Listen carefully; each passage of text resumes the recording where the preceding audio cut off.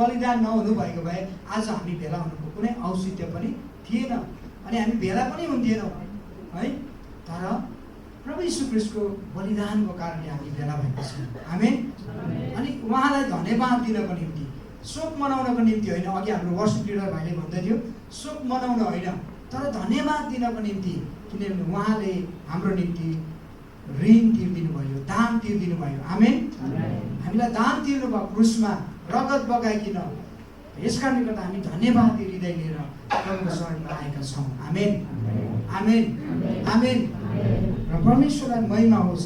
र आज म तपाईँलाई के भन्न चाहन्छु भने जुन क्रुस तपाईँले यो यता बत्तीले गर्दा उज्यालो देखिरहेको छ है, यो रङ्गी चङ्गी क्रुस छ, तर जुन क्रुस आज क्रुसको कुरा हामी गर्दैछौँ अनि क्रुस चाहिँ त्यो रोमन एम्पायरमा चाहिँ त्यो रोमी साम्राज्यमा चाहिँ क्रुसलाई चाहिँ घृणाको दृष्टिले हेरिने गर्थ्यो। कारण त्यो क्रुस चाहिँ एउटा क्रुएल एउटा वस्त्रको रूपमा मानिसहरूले हेर्ने गर्थ्यो, ताकि त्यो क्रुस भन्ने बित्तिकै मान्छे डराउँथ्यो, मानिसहरू डराउँथ्यो, किनभने एउटा क्रुएल पनिसमेन्ट है, त्यहाँनिर पनिसमेन्ट दिने गर्थ्यो त्यो क्रुसमा चाहिँ लगेर झुन्डाएर काँटी ठोकेर है, अनि मारिने एउटा प्रथा थियो त्यस समय।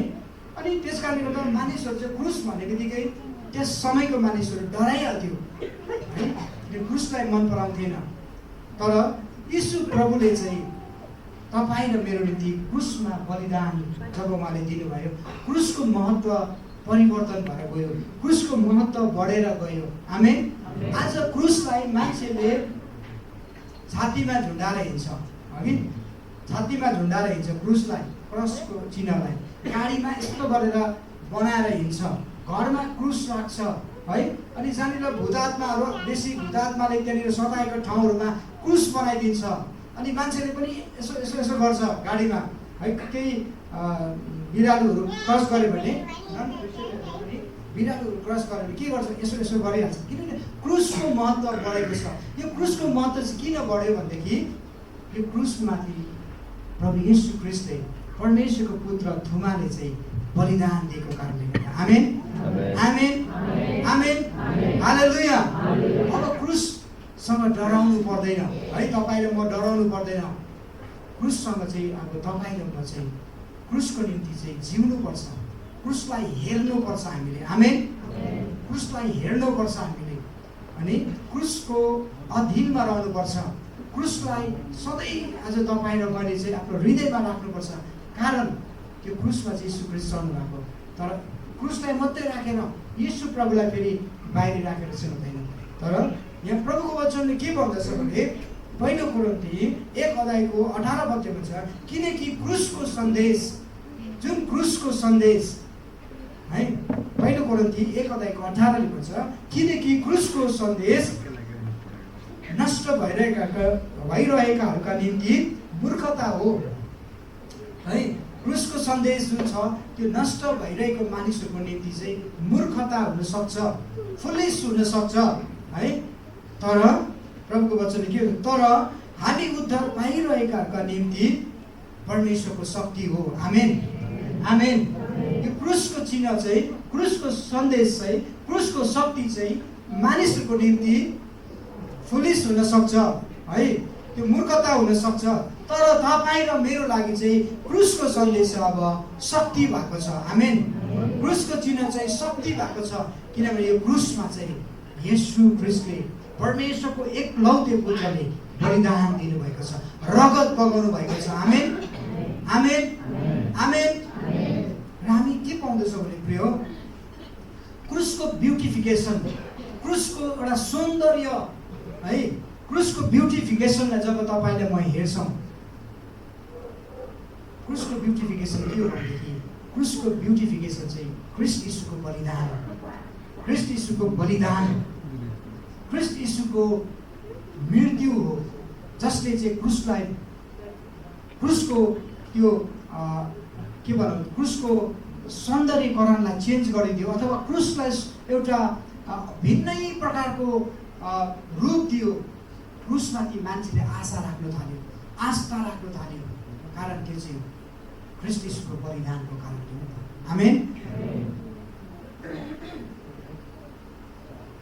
आज प्रिय म तपाईँलाई एक दुईवटा कुरा भनेर आजको गुड फ्राइडेको सर्मनलाई सक्नेछु। तपाईँले मसँग खोल्नुहोस् त प्रभु यीशु ख्रीष्टको तपाईँले उत्पत्तिको किताब 3 अध्यायलाई खोल्नुहोस् त।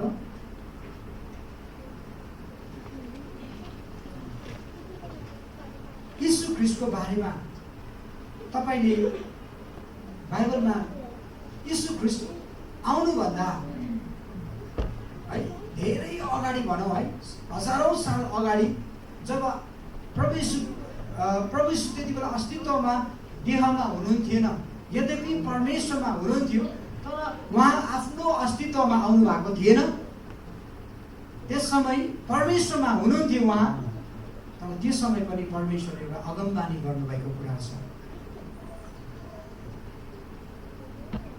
परमेश्वरले अगमबानी गर्नुभयो। हेर्नुहोस् है, कति बेला अगमबानी गर्नुभयो भनेदेखि तपाईँले यशाया 53 को 5 मा अघि हामीले सुरुमा पढ्दाखेरि पाउँदै थियौँ। त्यहाँनिर यशाया भन्ने अगमवक्ताले यीशु ख्रीष्ट आउनु जन्मिनुभन्दा 700 वर्ष अगाडि नै यशाया अगमवक्ताले अगमबानी भविष्यवाणी गरिसकेको थियो। तर त्योभन्दा पनि अगाडि नै परमेश्वरले भनिसक्नु भएको छ यीशु ख्रीष्टको बारेमा।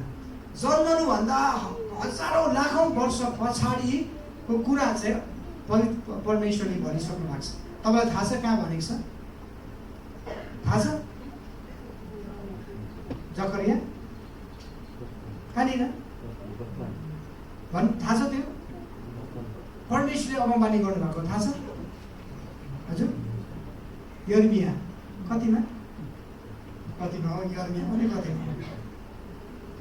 मैले तपाईँलाई उत्पत्ति 19:3 अध्याय खोल्नु भने होइन, त्यहीँनिर छ त। तपाईँले पढ्नुहोस् त।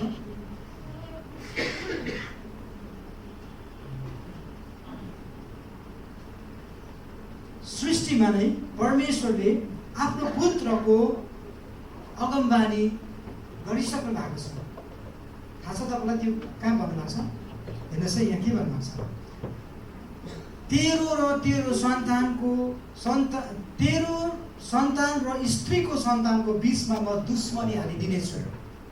त्यहाँनिर सर्पलाई जब परमेश्वरले सर्पलाई श्राप दिनु हुँदै थियो नि, सर्पलाई हकार्नु हुँदै थियो नि, जब आदम र हावाले गल्ती गर्यो नि, पाप गर्यो, नखानु भनेको फल खायो नि सर्पको कारणले गर्दा, त्यो डियाबलसको कारणले गर्दा, तब परमेश्वरले सर्पलाई के भन्नुभयो भन्नुहोस् त? त्यति नै बेला यीशु जन्मिनु त हजारौँ वर्ष थियो, तर परमेश्वरले अगमबानी भन्नुभयो त्यहाँनिर, तेरो सन्तान र स्त्रीको सन्तानको बिचमा म दुश्मनी हालिदिनेछु है। स्त्रीको सन्तान चाहिँ को भनेदेखि ख्रीष्ट यीशु हुनुहुन्थ्यो। आमेन, आमेन। स्त्रीको सन्तान चाहिँ यीशु ख्रीष्ट हुनुहुन्छ, किनभने यीशु ख्रीष्टको संसारिक पिताहरू छैन। यीशु ख्रीष्ट पवित्र आत्माद्वारा जन्मिनु भएको, अनि उहाँ मरियमद्वारा, कन्याकुमारी मरियमद्वारा उहाँ जन्मिनु भएको कारणले गर्दा यीशु ख्रीष्टलाई चाहिँ स्त्रीको सन्तान भनेर चिनिने गर्छ है।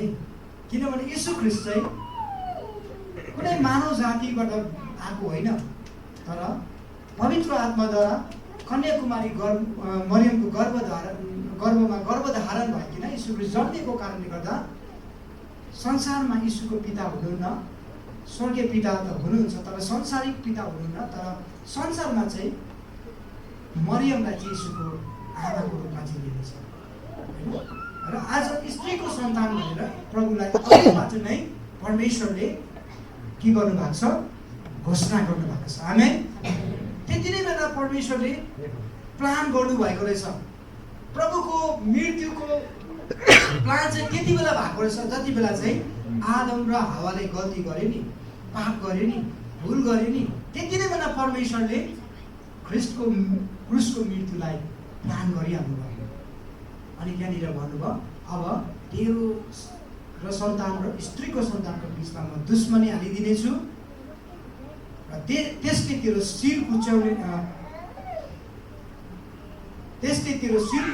र तैँले त्यसको कुर्कुचो डस्नेछस्। तैँले त्यसको कुर्कुचो डस्नेछस् तर त्यसले चाहिँ तेरो शिर कुच्याउनेछ। अब कति बेला शिर कुच्यायो भनेदेखि त्यो दियावलसको त्यो सर्पको शिर चाहिँ कति बेला कुच्यो भनेदेखि जब यीशु ख्रीष्ट क्रुसमा बलिदान हुनुभयो नि, मर्नुभयो नि, त्यति बेला चाहिँ यीशु ख्रीष्टले के गर्नुभयो? शैतानको शिरलाई चाहिँ कुच्याउनु भयो। आमेन आमेन भन्नुहोस् न, आमेन। कुच्याउनु भयो। किनभने शैतानले के सोचेको थियो भन्नुहोस् त? सक्दैन है, परमेश्वरको पुत्रले त्यो मृत्युलाई खप्नु सक्दैन। उसले गिभ अप गर्छ, छोड्छ, भाग्छ है। अनि त्यो मृत्यु पनि यस्तो खालको मृत्यु बनाइदियो उसले कि आज प्रभुलाई चाहिँ उसले सोचेको थियो, प्रभुले चाहिँ त्यो मृत्युलाई चाहिँ एक्सेप्ट गर्न सक्दैन भनेर सोचेको थियो शैतानले। तर उसको जति पनि सोचाइ थियो नि, दियावलसको जुन सोचाइ थियो नि, त्यो सोचाइलाई चाहिँ प्रभु यीशु ख्रीष्टले क्रुसमा के गर्नुभयो? रद्द गर्नुभयो। आमेन। क्रुसमा मर्नुभयो तपाईँ मेरो निम्ति। उसले के सोचेको थियो भन्नुहोस् त? दियावलसले यीशुले सक्दैन, अनि परमेश्वरको रूपमा बनेको मानिसहरू चाहिँ सदाको निम्ति पापी रहन्छ, अनि यस यिनीहरूलाई चाहिँ म सधैँको निम्ति नर्ककुण्डमा लान सक्छु, किनभने यीशुले सक्दैन भनेर चाहिँ उसले सोचेको थियो। उसले झुट पालेको थियो, झुट थियो उसकोमा। तर यीशु ख्रीष्टले नि आज क्रुसको मृत्युलाई तपाईँ र मेरो निम्ति के गर्नुभयो? हजुर, ग्रहण गर्नुभयो। आमेन। एक्सेप्ट गर्नुभयो। अनि त्यति बेला चाहिँ शैतानको शिर चाहिँ यीशुले कुच्याएको छ। आमेन। अनि मरेको पनि हुनु भएन। अघि हामीले सुन्दै थियौँ नि है, मरेको सुतेकै। तर यीशु ख्रीष्टको 3 दिन बादमा फेरि पनि बहुरी उठ्नुभयो, रेजुरेक्सन हुनुभयो। आमेन आमेन हालेलुया। यस कारणले गर्दा यो परमेश्वरले नै अघिबाट नै तय गरेको घटना हो। आज गुड फ्राइडेमा यीशु ख्रीष्टको बलिदान हुनु चाहिँ परमेश्वरले अघिबाट नै तय गरिसकेको, प्लानिङ गरिसकेको, मानव जातिको निम्ति आफ्नो पुत्र यीशुलाई दिने कुराहरू चाहिँ अघिबाट नै अगमबानी भइसकेको कुराहरू हो। यो कुनै कोइन्सिडेन्सली होइन, त्यो अचानक भएको कुराहरू होइन, यो अघिबाट नै तय गरेको घटना हो आजको दिन। आमेन आमेन आमेन। शैतान हारेको दिन हो। हालेलुया हालेलुया। शैतानको शिर कुच्याएको दिन हो आज। आमेन आमेन। शैतान हारेको दिन हो आज। शैतान खुसी हुँदै थियो एकछिन अगाडिसम्म, तर जसै यीशु ख्रीष्ट क्रुसमा चढ्नु पनि शैतान हार्यो। त्यसपछि अझै 3 दिन बाद जब गौरी उठ्यो भने शैतान अझै लज्जित भयो, अनि त्यसको घर जहाँ छ त्यही ठाउँमा त्यो जानु पर्यो। आज परमेश्वरको वचनमा अघिबाट नै पवित्र आत्माले परमेश्वरले अगमबानी गर्नुभयो। यसाया 53 हामीले 1 देखिको 9 पदसम्म अघि पढ्दा क्या पायौँ है कि ऊ त हाम्रा अपराधहरूको निम्ति। तपाईँले पढिदिनुहोस् त फेरि एकपल्ट। यसाया 53 5 पढिदिउँ न है, हामी सधैँ पढिरहेको हाम्रो एकदमै मुखस्थ यो वचन हो, पद हो। निश्चय नै उसले हाम्रा निर्बलताहरू बोक्यो र हाम्रा दुःख भोग्यो, तापनि हामीले उसलाई परमेश्वरबाट हिर्काएको, उहाँबाट पिटिएको र दुःखमा परेको सम्झ्यौँ। तर ऊ त हाम्रो अपराधहरूको निम्ति पेलियो, हाम्रो अपराधहरूको निम्ति। यसै अगमवक्ताले पहिल्यैबाट अगमबानी, पहिला त परमेश्वरले गर्नुभयो, त्यसपश्चात यसै अगमवक्ताद्वारा पहिल्यैबाट अगमबानी भएको, भविष्यवाणी भएको कुराहरू हामी पाउँदछौँ। यो अचानक भएको कुराहरू होइन, परमेश्वरले अघिबाट नै मानव जातिको निम्ति तयारी गर्नुभएको उहाँको योजनाभित्र हामी छौँ। आमेन हालेलुया हालेलुया।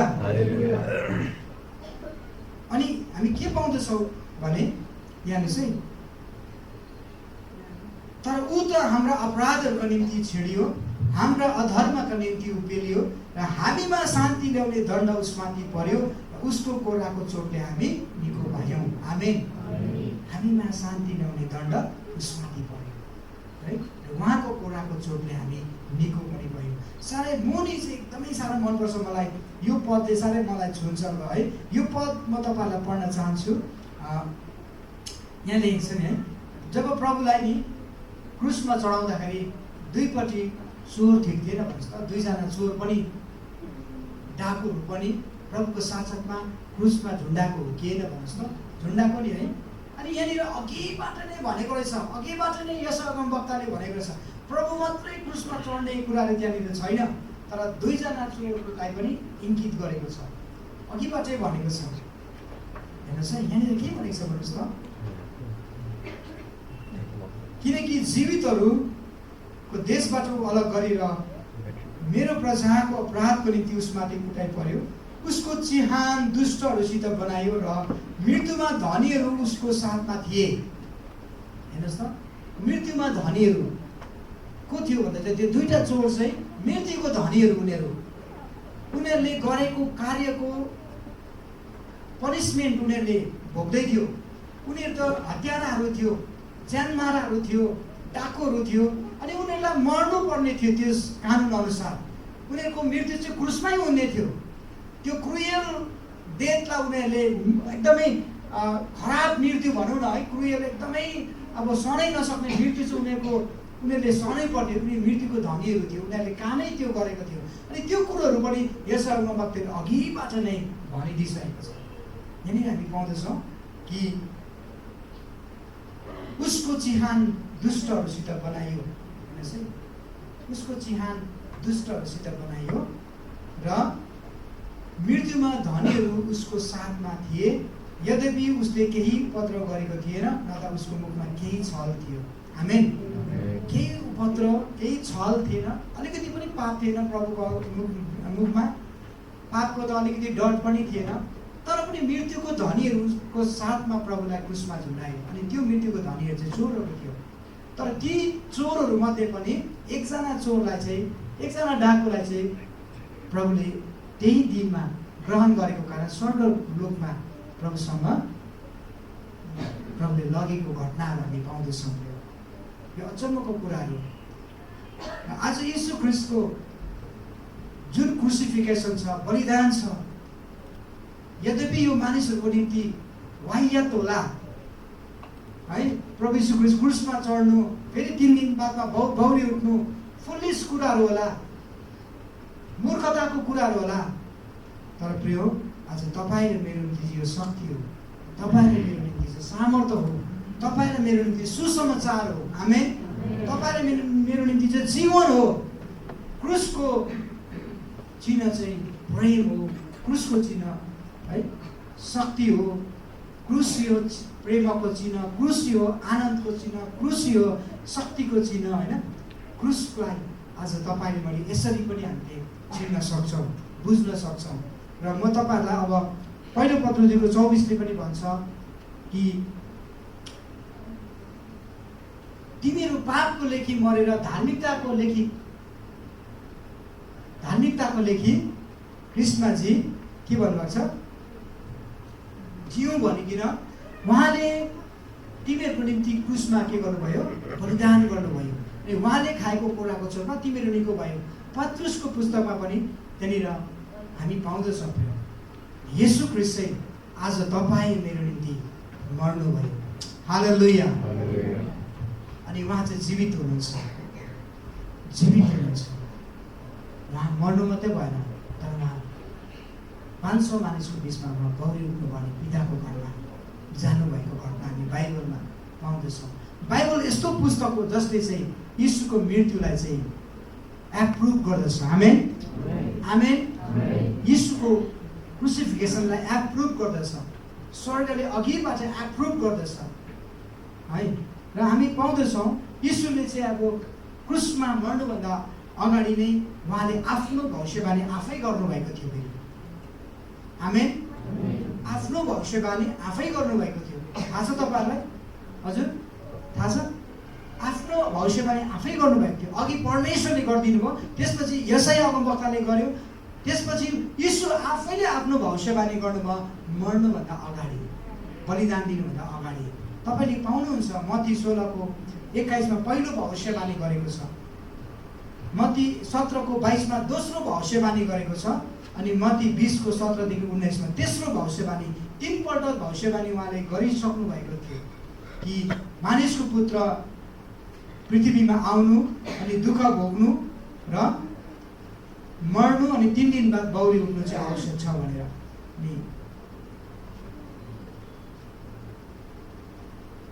लुका मत्ती 16:21 एकजनाले पढिदिनुहोस् न।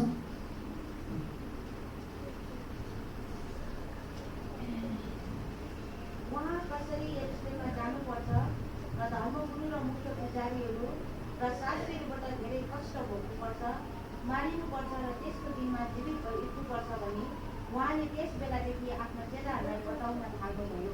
आमेन आमेन आमेन। उहाँले के भन्नुभयो? पहिलो भविष्यवाणीमा उहाँ कसरी यरुशलेममा जानुपर्छ है, पाम सन्डेको दिन कसरी यरुशलेममा गधाको बछेडामाथि सवार भएर जानुपर्छ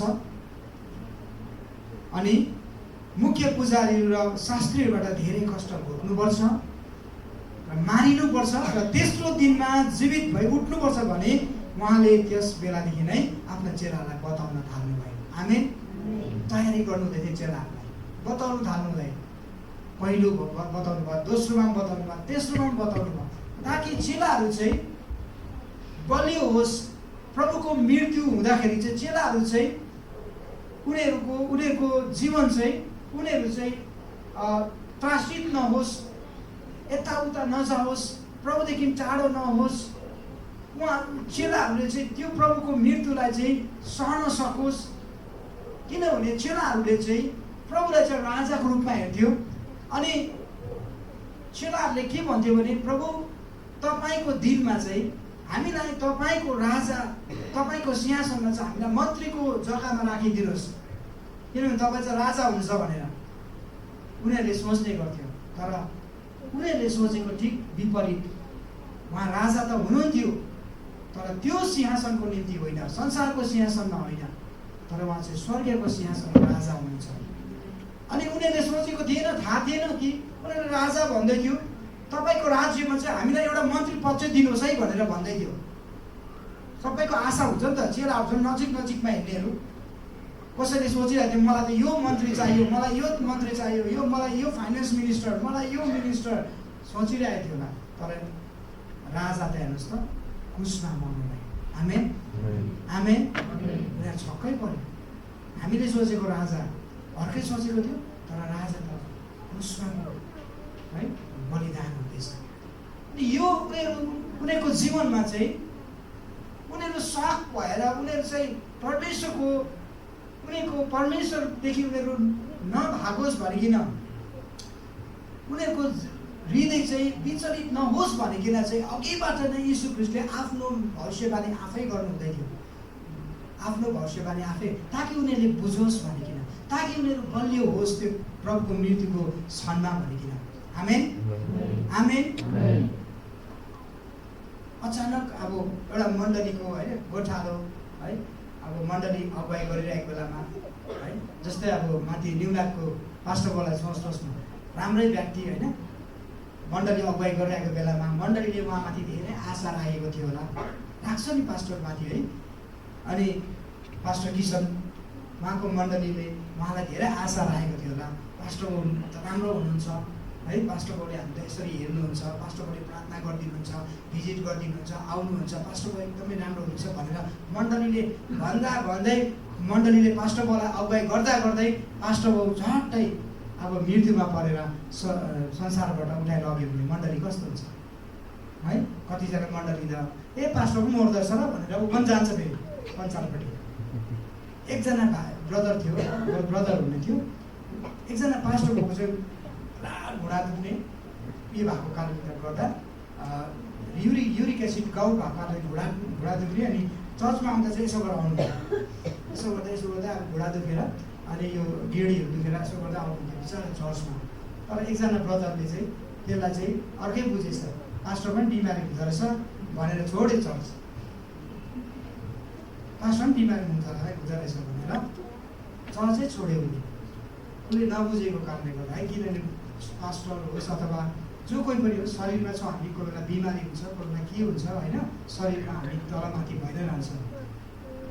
तर हेर्नुहोस् पास्टर भीम घतानी है उहाँ अचानक बित्नुभयो, पास्टर किशोर अचानक बित्नुभयो।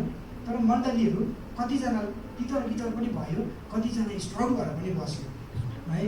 अनि फेरि प्रभुले अर्को व्यक्तिलाई फटाइहाल्नु भयो। त्यस्तै प्रकारले चेलाहरूको जीवनमा पनि त्यस्तो तितर बितरको कुराहरू आउँछ भनेर प्रभुले अघिबाट नै आफ्नो मृत्युको भविष्यवाणी गरेर बताउनु हुँदै थियो। आमेन। मत्ती 17:22 दोस्रो भविष्यवाणी उहाँले गर्नुभयो। यहाँनिर पढिदिनुहोस् त। उहाँहरू गलिलमा रहनु भएको बेलामा येशूले तिनीहरूलाई भन्नुभयो, मानिसको पुत्र मानिसहरूका हातमा सुम्पिनेछ अनि तिनीहरूले उसलाई मार्नेछन् र तेस्रो दिन उसको पुनरुत्थान हुनेछ। अनि तिनीहरू अत्यन्तै दुखित भए। यहाँनिर हामी पाउँदैछौँ, थ्याङ्क यू।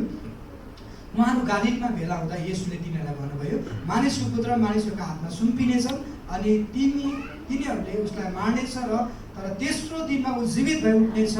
अनि तिनीहरू अत्यन्तै दुखित भए। हेर्नुहोस्, त्यति बेला अत्यन्तै दुखित भए, किनभने उनीहरूले सोचेको अर्कै थियो, प्रभुलाई पछाएको अर्कै कारणले थियो। चेलाहरूले, धेर जसो चेलाहरूले के पद पाउँछु कि भनेर पछाएको थियो।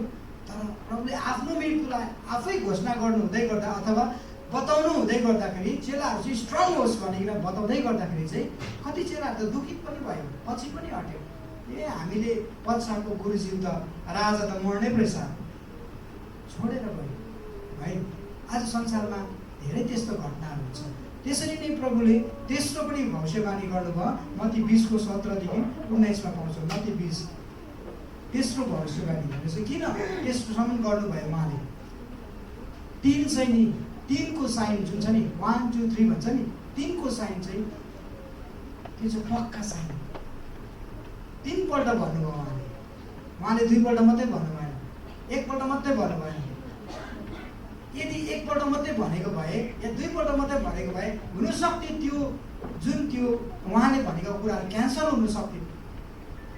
तर प्रभुले 3 पल्ट भन्नुभयो चेलाहरूलाई कि मानिसको पुत्र के गर्नुपर्छ? मारिनुपर्छ, सताइनुपर्छ अनि मारिनुपर्छ र उहाँ जीवित भएर उठ्नेछ भनेर 3 पल्ट भनेर चेलाहरूलाई उहाँले बताउनु लाग्नुभयो। आमेन। 20:17-19 पढ्नुहोस् त। यरुशलेमतिर जाँदै हुँदा यीशुले 12 चेलाहरूलाई अलग गरेर बाटोमा तिनीहरूलाई भन्नुभयो, हामी यरुशलेमतिर जाँदैछौँ।